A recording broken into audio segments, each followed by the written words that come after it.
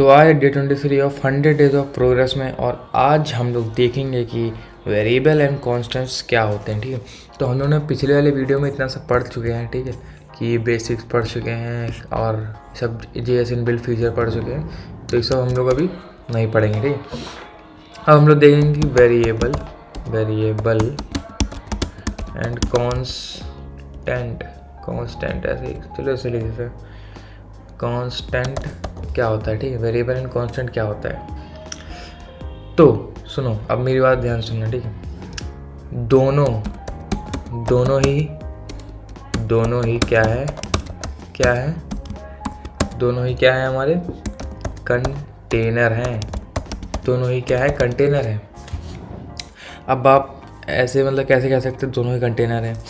तो सिंपल सी बात है, वेरिएबल क्या करने के लिए यूज़ होता है? वेरिएबल क्या करने के लिए होता है? डेटा को स्टोर करने के लिए यूज़ होता है। और कांस्टेंट भी क्या करने के लिए होता है? डेटा को स्टोर करने के लिए यूज़ होता है। ठीक है, तो दोनों क्यों बनाया गया भैया? एक ही क्यों नहीं बनाया गया? सिर्फ वेरिएबल और दोनों काम एक ही है, तो दोनों बनाए क्यों गए? तो सुनो, वेरिएबल जो होता है हमारा, ठीक है, वेरिएबल जो होता है हमारा वो म्यूटेबल होता है। म्यूटेबल मतलब समझ रहे हो क्या करना है? वेरिएबल मतलब वेरिएबल को हम लोग चेंज कर सकते हैं कभी भी, किसी भी वक्त, कहीं पर भी। ठीक है, कभी भी, किसी भी वक्त, कहीं पर भी। ठीक, और जो कांस्टेंट होता है हमारा वो इम्यूटेबल होता है। कांस्टेंट हमारा क्या होता है? इम्यूटेबल होता है। ठीक है, कांस्टेंट को अगर हम लोगों ने एक बार डिक्लेयर कर दिया तो वो हमेशा कांस्टेंट ही रहेगा। नाम से पता चल रहा है कांस्टेंट मतलब कांस्टेंट ही रहेगा, वो उसकी वैल्यू वही रहेगी जो हमने डिक्लेयर की है। और वापस हम लोग कहीं डिक्लेयर करेंगे इसको तो वो डिक्लेयर बेटा नहीं होगी। ठीक है, और एरर बताने लगेगी। ठीक है, अब उसके बाद चलो मान लो यहाँ पे आते हैं। इन सबको मैं क्या कर देता हूँ, कमेंट कर देता हूँ। अब सुनो मेरी बात, हर प्रोग्रामिंग लैंग्वेज में, ठीक है, हर प्रोग्रामिंग लैंग्वेज में डेटा से डील करा जाता है। अब मैं ये बता रहा हूँ कि हम लोग ये वेरिएबल एंड कांस्टेंट क्यों पढ़ रहे हैं। ठीक है, ये डील क्या करा जाता है, और उसके बाद वो अलग अलग प्रकार के डेटा हो सकते हैं। अलग अलग प्रकार का डेटा मतलब किसी भी प्रकार का डेटा, स्ट्रिंग में हो सकता है, इंट में हो सकता है, लॉन्ग डिजिट हो सकता है। ठीक है, किसी भी तरीके के डेटा हो सकते हैं। इसको मैं वर्ड रैप कर दूँ पहले, डेटा हो सकते हैं। ठीक है, अब ऐसा डेटा जैसे हमें डील करना है। ठीक है, ऐसा डेटा जैसे हमें डील करना है वो सेव तो करना पड़ेगा। ठीक है, वो सेव तो करना पड़ेगा। ठीक है, तो वो डेटा सेव करने के लिए हमें कोई सेविंग स्पेस चाहिए। ये सब मैं अभी आपको समझाऊंगा। ठीक है, अभी जैसे जैसे हम लोग आगे बढ़ेंगे तो सब आप समझेंगे धीरे धीरे। तो हमें कोई सेविंग स्पेस चाहिए जहाँ पर डेटा सेव हो जाए। ठीक है, एंड अब आगे देखना, जहाँ पे क्या हो जाए, हमारा डेटा सेव हो जाए, ऐसी हमको सेविंग स्पेस चाहिए होती है। ठीक है, और क्या होता है, ये सेव करने के लिए है ना, ये सेव करने के लिए उन्हें कुछ नाम भी देना पड़ेगा ना,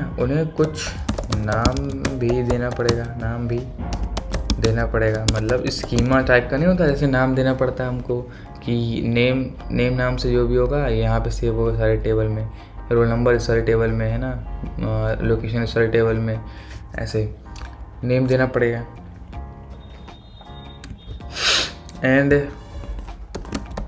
इसलिए हमें वेरिएबल्स एंड कांस्टेंट बनाना पड़ेगा, और उस सारे डेटा को हम लोग सेव करने के लिए वेरिएबल्स एंड कांस्टेंट बनाना पड़ेगा। ठीक है, अब समझ गए वेरिएबल्स एंड कांस्टेंट क्यों यूज़ होते हैं। ठीक है, डेटा को सेव करने के लिए हमारा वेरिएबल एंड कांस्टेंट बनाना पड़ता है। ठीक है, बनाना पड़ेगा ताकि डेटा सेव हो जाए। ये जितना मैं सब लिख रहा हूँ ना, ये कहीं नोट कर लेना कॉपी में अच्छे से, ताकि समझ में आ जाए, ताकि डेटा सेव हो जाए एंड उनका कोई नाम भी हो सके, इनका कोई नाम भी हो, ताकि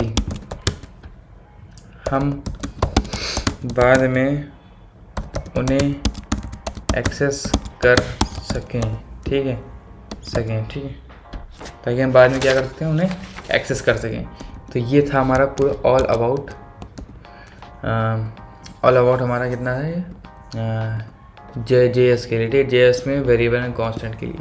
ठीक है, हर प्रोग्रामिंग लैंग्वेज में डेटा से डील करा जाता है, वो अलग अलग प्रकार के हो सकते हैं। अब ऐसा डेटा जैसे हमें डील करना है वो तो सेव करना पड़ेगा हमको, जिस डेटा से हमको डील करना है वो तो सेव करना पड़ेगा। तो वो सेव करने के लिए हमें यहाँ पे H होगा, हमें कोई सेविंग स्पेस चाहिए जहाँ पर डेटा से क्या हो जाए, सेव हो जाए। और एंड ये सेव करने के लिए उन्हें कुछ नाम भी देना पड़ेगा, एंड इसलिए वेरिएबल एंड कांस्टेंट बनाना पड़ेगा, है ना, ताकि डेटा सेव हो जाए एंड उनका कोई नाम भी हो सकता है, ताकि हम बाद में उन्हें एक्सेस कर सकें। ठीक है, अब देखो इधर आना, इसको हम लोग पहले एक लाइव कर देते हैं। गो लाइव पे गए। ठीक है, इधर आते हैं, यहाँ बनाते हैं एक रैम। ठीक है, एक रैम बनाई, ये हमारा क्रोम, ये हमारा क्रोम है, और हमने यहाँ पे लिख दिया JS। ठीक है, इसको शायद थोड़ी ठीक है, इतना ठीक है, चलो ठीक है, ये हमारा हो गया JS। ओके देन ठीक है। तो JS जो है, JS क्या करता है, हम लोग JS में क्या किया, JS में हम लोग ने डेटा को सेव किया। ठीक है, डेटा को हमने सेव किया JS में। तो ये क्या है, हमारा क्रोम है। एक सेकेंड, यहाँ से बैक होगा ना, क्रोम है। ठीक है, क्रोम कुछ हमारा ऐसा दिखता है। ठीक है, ये हमारा क्रोम हो गया। ठीक, JS से डेटा गया क्रोम में, है ना, और क्रोम डेटा कहाँ सेव करता है, क्रोम डेटा सेव करता है रैम में। ये क्या चीज़ दिख रहा है आपको, ये क्या है, ये है रैम। ठीक है, ये है रैम। अब आप लोग सोच रहे होंगे रैम में कैसे डेटा सेव होता है, तो होता है भैया, रैम में डेटा सेव करता है, टेम्परेरी डेटा सेव करता है, लेकिन करता है। ठीक है, JS ने डेटा सेव किया, JS के पास डेटा था, JS ने क्रोम को भेजा, क्रोम ने उन्होंने सारा डेटा क्या कर दिया रैम। आपने कभी ऐसा देखा है कि आप कोई फॉर्म भर रहे हैं, ठीक है, कोई फॉर्म भर रहे हैं, और जैसे पे क्लिक करते हैं तो उसमें पहले से ही सजेशन आ जाता है कि नेम की जगह ये होगा, लोकेशन की जगह ये, पिन कोड की जगह ये सब। ठीक है, तो आप उस पर क्लिक करते हैं, अपने आप सारा फिल हो जाता है। तो वो डेटा कहाँ सेव है, वो रैम में ही सेव है। सारा डेटा क्या सेव है, रैम में ही सेव है। और जैसे मतलब आप सोच रहे होंगे कि रैम में टेम्परेरी डेटा सेव होता है, अगर मैंने लैपटॉप या PC बंद कर दिया तो डेटा चला जाएगा। हाँ, चला जाता है डेटा। ठीक है, डेटा चला जाता है, लेकिन जब जैसे वापस रिस्टार्ट करते हैं तो सारे के सारे डेटा क्या करते हैं, वापस आ जाते हैं। और सारे डेटा अगर वापस आ गए तो वापस से हमारा क्या हो जाएगा, फॉर्म में सारे डेटा जो है वापस से फिल होने लगेंगे। ठीक है, तो ये होता है। इसको मैं डिलीट करता हूँ, अब एक और बनाता हूँ। ठीक है, जैसे मान लो यहाँ पे कहाँ गया टेक्स्ट, टेक्स्ट, ठीक है। ये लिखा हमने JS, कलर का मैंने क्या कर दिया भैया, कलर्स का ये लिखा मैंने JS, ये वहाँ कलर ब्लैक होना चाहिए,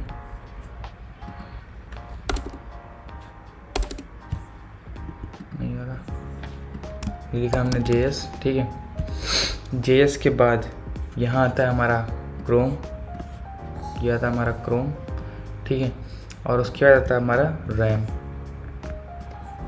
ओके, तो ये क्या किया इसने यहाँ पे डेटा भेजा, ठीक है। इसने यहाँ पे डेटा भेजा और इसने यहाँ पे भेजा डेटा, ठीक है। इसने यहाँ पे डेटा भेज दिया। अब मेन बात ये है, यहाँ पे मेन बात ये चीज़ है कि JS ने डेटा भेजा क्रोम को, ठीक है। JS ने डेटा भेजा क्रोम को और क्रोम ने कहाँ भेजा, रैम में, ठीक है। क्रोम में कहाँ भेजा, रैम में। इतना समझ में आ गया आपको, ठीक है। तो इस डेटा भेजना और डेटा को यहाँ पे स्टोर करने को कौन करता है, यहाँ पे कौन सा डेटा स्ट्रक्चर जो है हमारा वो काम आता है। तो क्रोम पे हमारा डेटा स्ट्रक्चर काम आता है हीप डेटा स्ट्रक्चर, ठीक। हीप डेटा स्ट्रक्चर से हम लोग क्या करते हैं, यहाँ पे डेटा सेव करते हैं और वही डेटा यहाँ पे रैम में जाके सेव हो जाता है। तो that's all about variables and constant. And देखो यहाँ पे देखना आके, ठीक है। इसको मैं अगर कमेंट करूँ और देन यहाँ पे आके यहाँ पे लिखूँ एक variable name equal to Ayushman, ठीक है। आयुष्मान लिख दिया और उसके बाद फिर मैं इसको मैं console डॉट लॉग नेम करूँ, ठीक है। और फिर मैं यहाँ पे आके इसको इंस्पेक्ट करूँ, कंसोल पे गए, कंसोल पे तो देखो आयुष्मान लिख के आ रहा है ना, देखो आयुष्मान लिख के आया। तो ये अब देखो उसको मैं अगर चेंज करना चाहूँ, वेरिएबल नेम से हम लोग कुछ और ना रख दें, मान लो डिम रख दिए, ठीक है। तो अब देखो, अब मैंने इसको तो एक बार ये किया था, इसको मैंने कॉपी किया, इसको मैंने पेस्ट किया, तो अब 2 बार नाम आ जाएगा। आयुष्मान तो आया ही आया और उसी नाम से डिम भी आ गया, ठीक है। नेम वही है, नेम चेंज हो गया, ठीक है। इसको मैं हटा दिया तो डिम आ गया, ठीक है। और अगर मैंने कांस्टेंट बना दिया कि पाई की वैल्यू हमारी 3.14 होती है, ठीक है। पाई की वैल्यू हमारी क्या होती है, 3.14।